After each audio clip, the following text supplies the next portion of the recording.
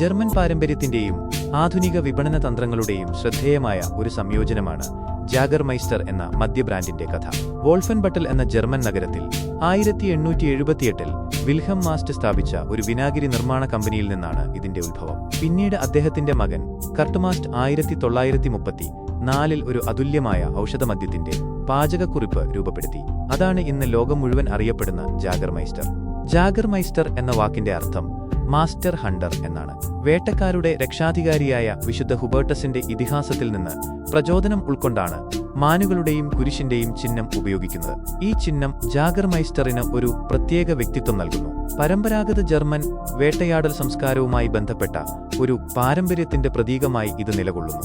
ആദ്യകാലങ്ങളിൽ ജാഗർമൈസ്റ്റർ ഒരു ഡൈജസ്റ്റീവായിട്ടാണ് ഉപയോഗിച്ചിരുന്നത്, ഭക്ഷണത്തിന് ശേഷം കഴിക്കുന്ന ഒരു ഔഷധമദ്യം. എന്നാൽ കാലക്രമേണ അതിന്റെ വിപണന തന്ത്രങ്ങൾ മാറിമറിഞ്ഞു. പ്രത്യേകിച്ച് അമേരിക്കൻ വിപണിയിൽ ജാഗർമൈസ്റ്റർ ഒരു പാർട്ടി ഡ്രിങ്കായി മാറി. ജാഗർ ബോംബ് എന്നറിയപ്പെടുന്ന എനർജി ഡ്രിങ്കുകളുമായി കലർത്തിയ ഷോട്ട് രൂപത്തിൽ ഇത് യുവാക്കൾക്കിടയിൽ പ്രചാരം നേടി.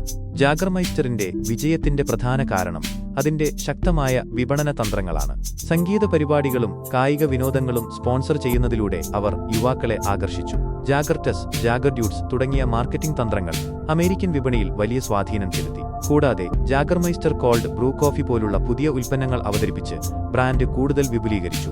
ജാഗർമൈസ്റ്ററിന്റെ കഥ ഒരു പരമ്പരാഗത ഉൽപ്പന്നം എങ്ങനെ ആധുനിക വിപണിയിൽ വിജയം നേടാമെന്നതിന്റെ ഉത്തമ ഉദാഹരണമാണ്. പാരമ്പര്യത്തെയും ആധുനിക വിപണന തന്ത്രങ്ങളെയും സമന്വയിപ്പിച്ച് ജാഗർമൈസ്റ്റർ ഒരു ആഗോള ബ്രാൻഡായി വളർന്നു.